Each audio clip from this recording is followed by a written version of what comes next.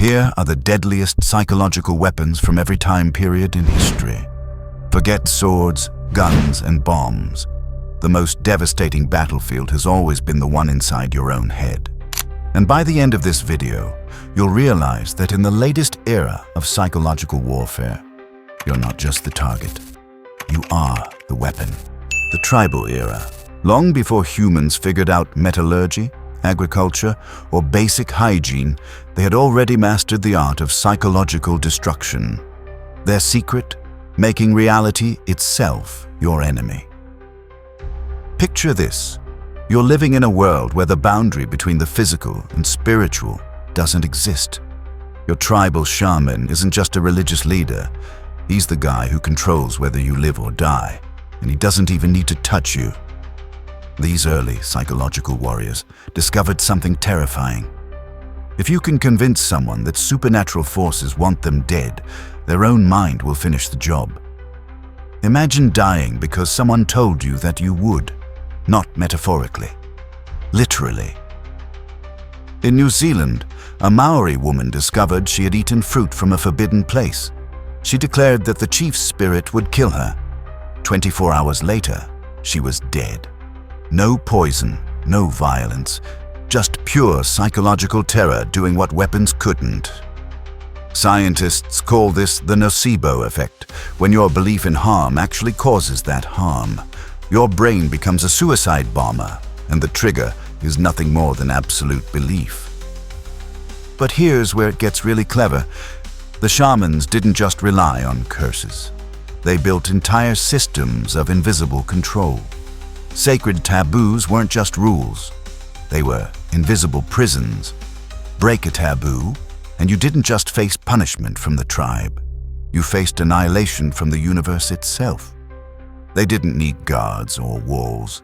Your own terror was the jail cell, and you carried it everywhere you went. And when it came time for war, these ancient psychologists had that covered too. Warriors didn't just put on armor for their bodies. They performed surgery on their own minds. War paint, ritual chants, terrifying dances. These weren't just intimidation tactics. They were psychological transformation rituals. You had to weaponize your own mind before you could weaponize it against others. The genius was in the dual function. The same ritual that made you brave, made your enemies terrified. It was like having a weapon that loaded itself by unloading your opponent. Carl Jung would later discover why this worked so perfectly. Humans share what he called a collective unconscious. Basically, we all come with the same psychological software pre-installed. Think of it like this. Every human brain has the same basic apps running in the background, regardless of where or when you were born. Jung called these universal patterns archetypes, psychological templates that exist in every culture. The shamans were like hackers who figured out how to exploit these built-in vulnerabilities. The wise old man archetype. That's why the shaman's authority felt natural and unquestionable. The shadow archetype. That's the primal fear and darkness that a curse could activate, overwhelming your rational mind completely. The wise elder, the terrifying mask, the dark unknown. These weren't just random symbols. They were psychological viruses that could infect any human mind because they targeted mental patterns we all share. The shamans didn't understand the science, but they had thousands of years to perfect the art of psychological manipulation. The shaman's curse worked because it activated the deepest, darkest parts of the human psyche that we've carried since we first started thinking. But here's the thing about psychological weapons. They scale. Tribal leaders eventually realized something crucial. If you could terrify one person with supernatural power, imagine what you could do to entire populations with the right combination of propaganda and brutality. That realization would change everything. The Imperial Era. That realization about scaling psychological weapons. It didn't take long for someone to put it into practice. Empires discovered that the ultimate psychological weapon wasn't fear of the unknown. It was fear of the inevitable. They didn't just want to defeat you. They wanted to convince you that defeat was cosmically ordained. Enter the age of manufactured gods. Egyptian pharaohs didn't just claim to be kings. They literally sold themselves as living deities walking among mortals. Pharaoh wasn't just the ruler, he was Horus incarnate, son of Ra, the living embodiment of cosmic order itself. Question the pharaoh. You weren't just committing treason, you were arguing with the universe. This wasn't just clever marketing, this was mass hypnosis on an industrial scale. Every pyramid, every temple, every colossal statue was a piece of propaganda designed to make the pharaoh's divine status feel undeniable. These monuments weren't just impressive, they were psychological programming that would outlast the empires that built them. When you're standing next to a structure that took decades to build and will last for millennia, your own mortality feels pretty insignificant. But if you think the Egyptians were impressive, meet the Assyrians. These guys looked at psychological warfare and said, "That's cute, but you're thinking too small." The Assyrians invented something we'd recognize today: state-sponsored psychological terrorism. They called it calculated frightfulness, which is probably the most terrifyingly honest government policy name in history. This wasn't random brutality. This was bureaucratic terror. The Assyrians turned atrocity into a marketing campaign. King Ashur-nasir-pal II didn't just conquer cities. He documented his methods in disturbing detail. 3,000 of their captives I burned with fire. I flayed all the chief men who had revolted, and I covered the pillar with their skins. Here's the genius part. They carved these horror stories into palace walls for visiting diplomats to see. One public execution could terrorize 1 million people who never witnessed it. The message was clear: submit immediately or become the next cautionary tale decorating our government buildings. The Assyrians understood something profound about human psychology that would later become the foundation of political science. A philosopher named Machiavelli would eventually write this down as theory, but the Assyrians were already practicing it 2,000 years earlier. Machiavelli posed the ultimate leadership question: is it better to be loved or feared? His answer was brutally practical. Love, he argued, is unreliable because it depends on people being grateful and loyal, and people, let's face it, are scoundrels who will break their promises whenever it benefits them. But fear is built on something much more dependable: the certainty of consequences. The Assyrians had already figured this out. When you love a ruler, you follow them as long as they make you happy. When you fear a ruler, you follow them because the alternative is unbearable. Love requires constant maintenance. You have to keep earning it. Fear is a one-time investment that pays dividends forever. One well-documented atrocity becomes 1,000 invisible threats. This is why the Assyrian palace reliefs weren't just art. They were psychological infrastructure. Every carved scene of torture was a promise. This is what happens to people who disappoint us. You can't argue with fear. You can't negotiate with it. You can only obey it or become it. This was psychology as state infrastructure. Terror wasn't a side effect of empire. It was the foundation. But even the most terrifying emperor eventually dies, and empires crumble. The next evolution in psychological warfare would prove that the most effective way to control people wasn't to threaten their bodies, but to convince them to voluntarily police their own thoughts. And that's when things got really interesting. The religious era. And that's when things got really interesting. Medieval Christianity looked at the Assyrian model of fear-based control and said, "That's adorable, but you're thinking way too small. Why threaten someone's mortal life when you can hold their eternal soul hostage?" The church had figured out something revolutionary. The most effective psychological weapon isn't external terror, it's internal guilt. They didn't need secret police. They convinced people to spy on themselves. Think about the genius of the confession system. You walk into a booth and voluntarily tell someone all your worst thoughts and actions. Why? Because the church had installed a piece of psychological software that made keeping secrets from them feel more dangerous than revealing them. They turned your own conscience into their surveillance network. But confession was just the beginning. The real weapon was excommunication, spiritual death. When Pope Gregory VII excommunicated Holy Roman Emperor Henry IV in 1077, it triggered something unprecedented. The most powerful man in Europe was forced to stand barefoot in the snow for 3 days, begging for forgiveness. Not because of military defeat, not because of political pressure, because the fear of spiritual annihilation was more terrifying than any earthly consequence. The Church had weaponized something even more powerful than Assyrian terror. They made people afraid of themselves. Original sin meant your default state was guilt.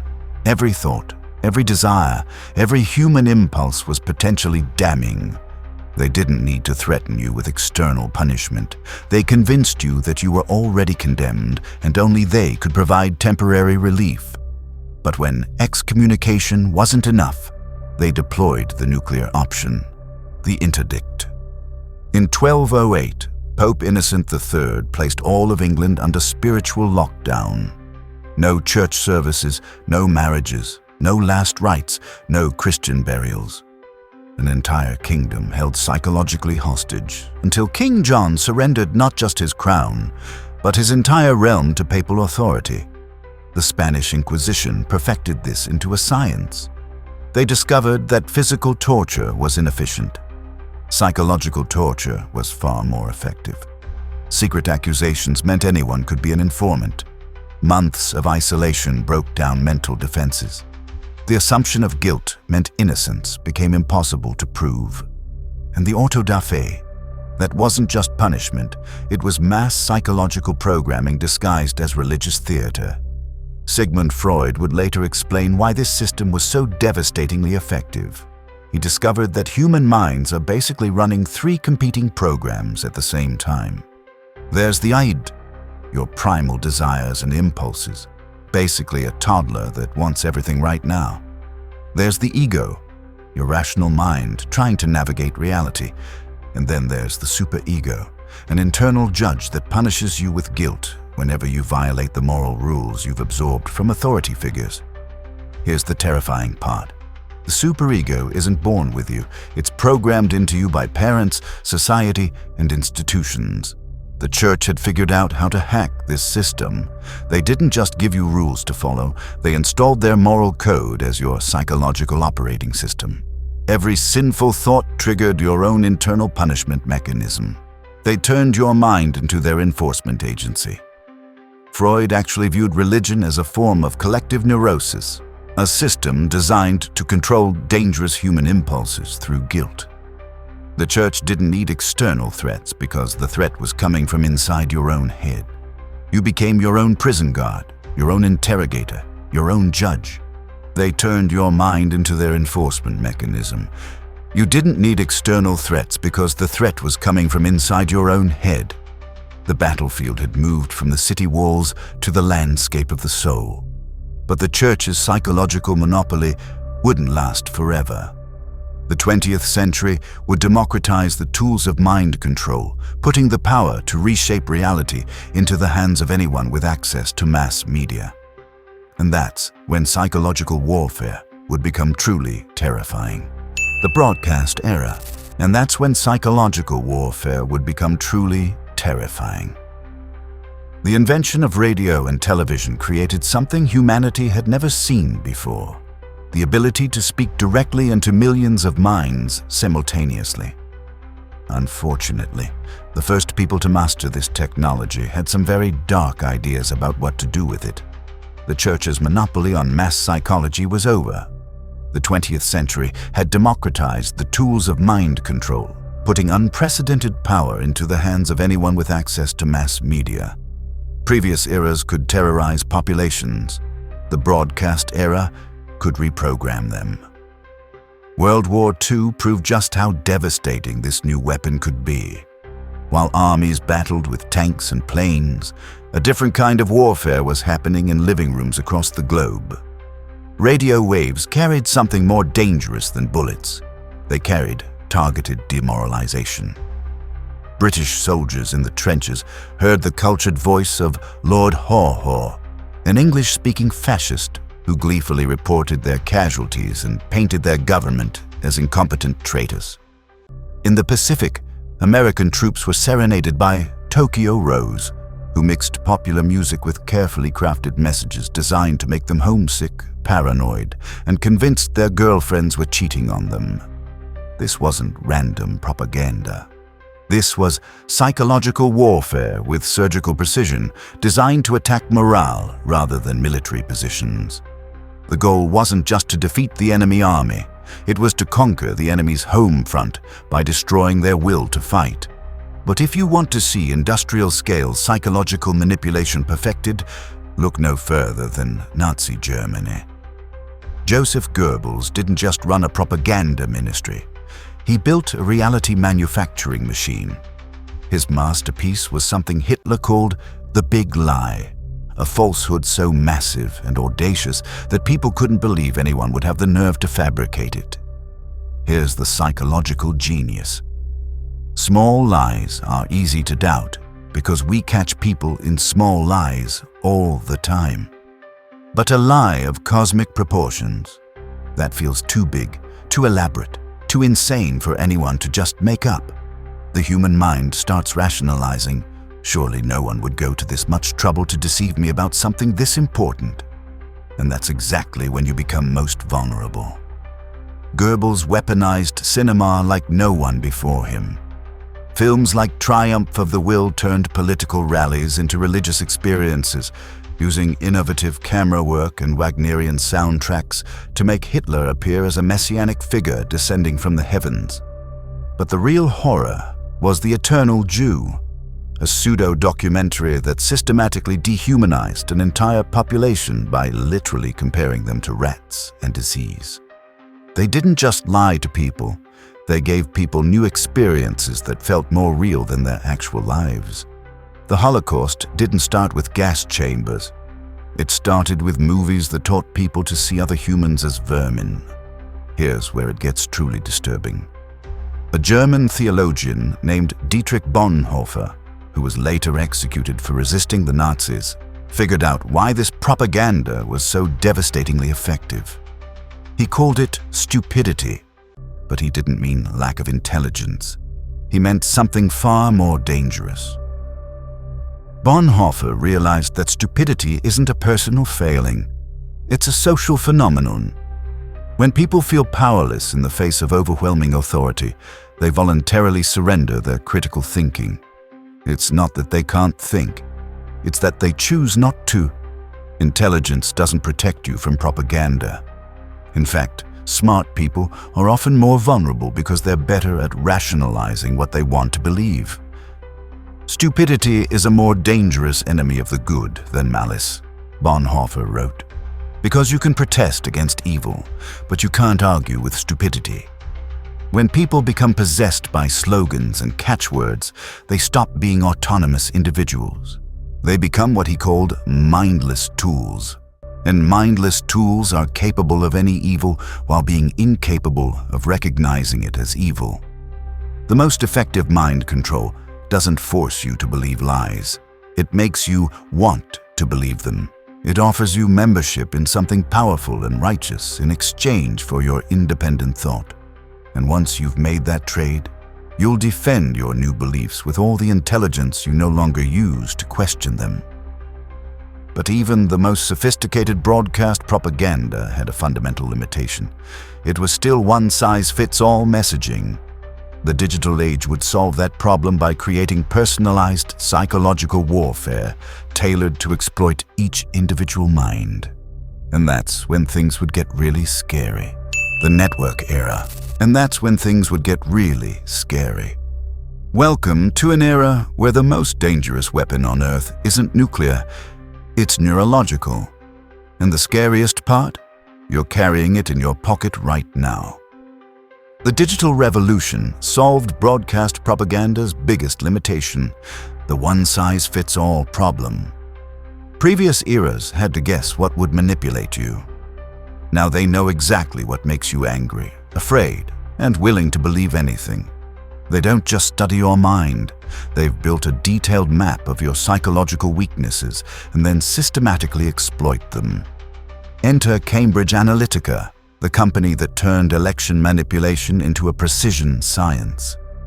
Through a seemingly innocent personality quiz on Facebook, they harvested data from 87 million users, most of whom never even took the quiz. They were just friends with someone who did.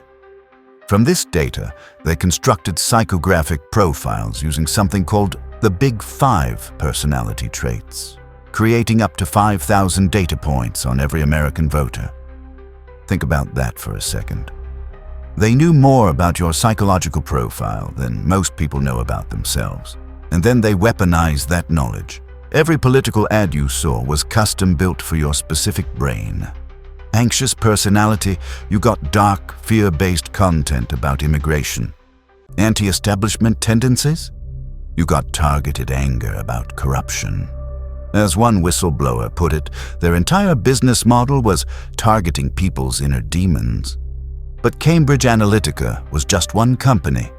Meanwhile, entire nations were industrializing psychological warfare.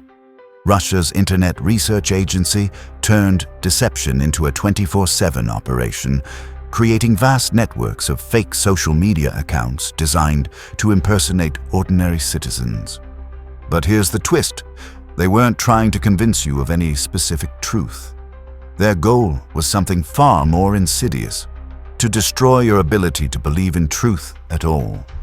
They'd organize pro-Black Lives Matter rallies and anti-immigrant rallies in the same city on the same day, just to watch Americans fight each other. The goal isn't winning the argument. It's making sure there can never be an argument again, because nobody agrees on basic facts anymore. Welcome to the era where you're not just consuming propaganda, you're producing it. Every share, every like, every comment makes you part of the weapon system. The platforms have learned to hack your brain's reward mechanisms, turning you into an unpaid propaganda distributor. You think you're just sharing something interesting, but you're actually participating in psychological warfare. Modern digital manipulation is terrifying because it's every previous psychological weapon rolled into one.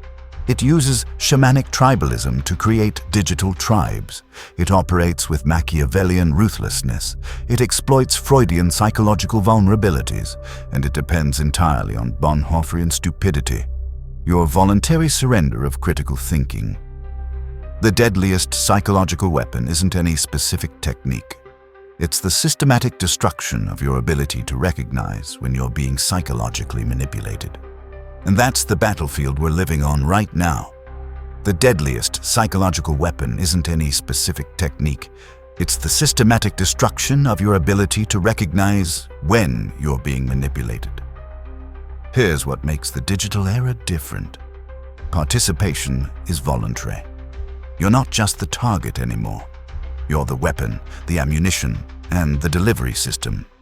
Every share spreads the weapon. Every like trains the algorithm. Every comment feeds the machine learning to manipulate you more effectively. But awareness is the only defense we have. The moment you stop thinking critically, you become part of someone else's psychological warfare campaign. If this made you question something you previously accepted without thinking, hit that like button. It signals to the algorithm that critical content deserves distribution. Subscribe to stay ahead of the psychological warfare curve, and let me know in the comments, which era was most effective? Are we living through the deadliest period of mental manipulation in history? Maybe it's time we started treating our minds like the battlegrounds they've become. Or maybe that's exactly what the algorithm wants me to say. Thanks for letting me mess with your head. Until next time, question everything, especially this video.